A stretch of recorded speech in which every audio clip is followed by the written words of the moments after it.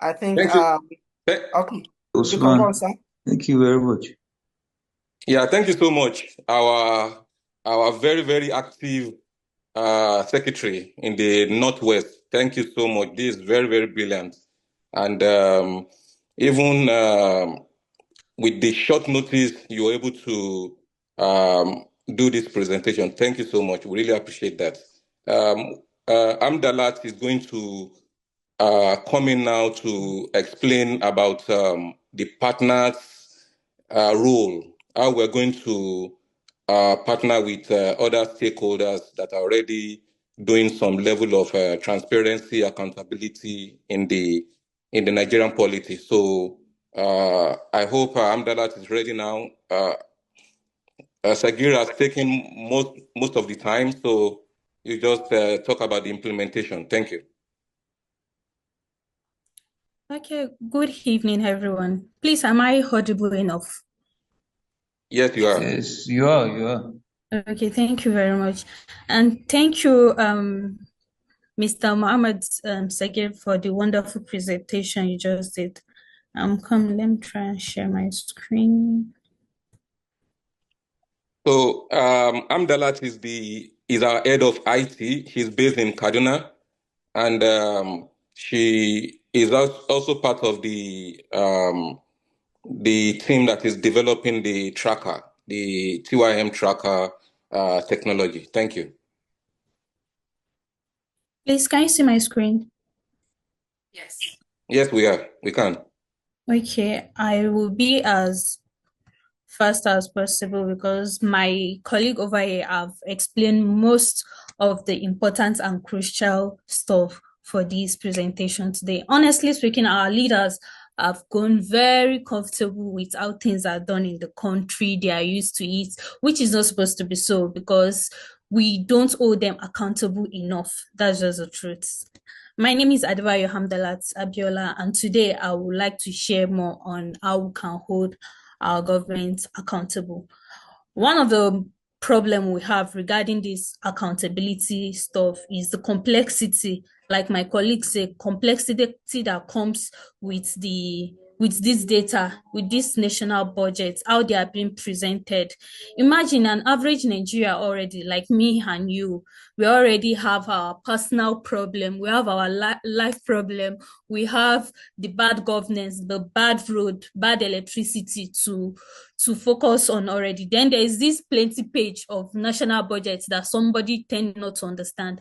I remember when we started this group newly, and I was discussing in Kaduna State with my colleague on how we should make research and get these documents and try to understand them so that we'll know what to point out to. To my surprise, when I made research and I saw those budgets, how they are being documented, I didn't even look at it for 2 minutes. I just have to leave the page because it was just too complex. I don't understand anything. And this results to billions of money being allocated to road, to school, to clinic, and yet our community remain unchanged. And this also leads to we not tracking the money that is being disbursed for all this. Since we don't understand the budget at the level that is being given to us, we tend not to track it because we don't understand it in the first place. And mind you, this money that we are talking about is national money. Me and you and every one of us here, we are entitled to this money. It's not as if some particular people have more rights over it. So we have to look for a way to break this loop of allocation without execution. That's the loophole we are looking forward to break. So this make me ask some of this question. I keep asking myself this question.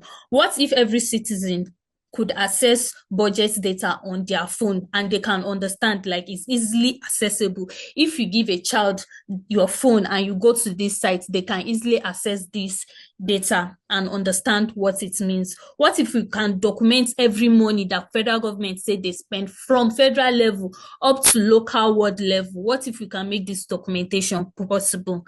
What if we can hold them accountable after this documentation is obvious, then we can make them accountable. This lead me to thinking, like my colleague already suggested, that why not we create a site that will break down this complex data so that people can understand. Even an average person that doesn't have degree in business or finance or accounts, they can understand what this data set is trying to see, which lead me to more research where I find these sites, budgets. That's what this site does. They break down all this data into smaller chunks that every person, an average in Nigeria, will understand. Meeting to go and check out this site, budget.org. That's what it's done. It's break down all this complex data. In fact, the way it is, each year budget is being broken down, and you can see it through visual. Like the way they make the chart is very understandable, and you can still see your state's allocation. You can go down and see the local government too. So these sites have a lot of program under them, but I'll be talking about one of the program which piqued my interest most, which is this tracker. This tracker helps to track every project in the country that is being done from federal level to state level to local government level. So all you have to do with this tracker, they have the app too. You just go search your states, search your local government, and it will bring out all the projects that they are doing in your vicinity. Then you can see the money allocated to these projects, and you can see what they are doing. Are they doing what is said to be done online, or they just put something else online and they have absolutely different thing that they are doing on sites? So imagine every Nigerian, every youth. I know it's not everybody that have smartphone, but I can say a lot of our percentage, a lot of youth have smartphone. If we can carry if we can carry out this activity in our vicinity, in our community, imagine we can create this awareness. So if we use this, and this is not the only program they have the PHC too for the primary health sector, where you can go and rate your primary health sector on how good they are, how well are they attending to patients in your primary health care center. So this app will really, really go a long way if we put it in use. My call to action now is for us to partner with this platform. They are NGOs too. Since we have similar goal, they are trying to hold the government accountable. We too are trying to hold the government accountable. And mind you, these people have been in existence for the last since 2014.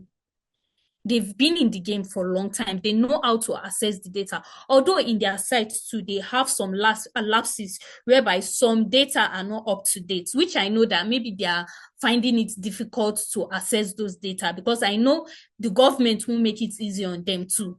But if we have this kind of platform that we can partner with ourselves, it makes us more stronger, instead of trying to build our own site, which is going to take, as you can hear from my colleague, it said like 7 to 10 months to build. But since these people already have something visible that they are already working on, we can partner with them and be stronger and be able to hold our government accountable. The next thing is creating awareness. Most people don't know about this platform. I'm sure some of us here too don't know about this platform, that they exist. So we should try and create awareness. I was even surprised when I went to their Twitter page and I saw they have little followers. I was very shocked, and they have low engagement on their tweets. This is the kind of platform that every youth is supposed to be following. We should know about them so that we can call out on anything that is not going well. We can use such platform to call out our government if they are having enough engagement. So I urge us today to check out this site, download this app, and see how we can put them to use. This is my departing word. Democracy is not a spectatory sport. If you don't track the money, you can't demand service. That's just the honest truth. If we are not tracking this money, there is no way we'll say we want to hold our government accountable. It's when we know how this money are being disbursed from one stage to another, that's when we'll know how we're going to hold them accountable. Thank you very much for listening.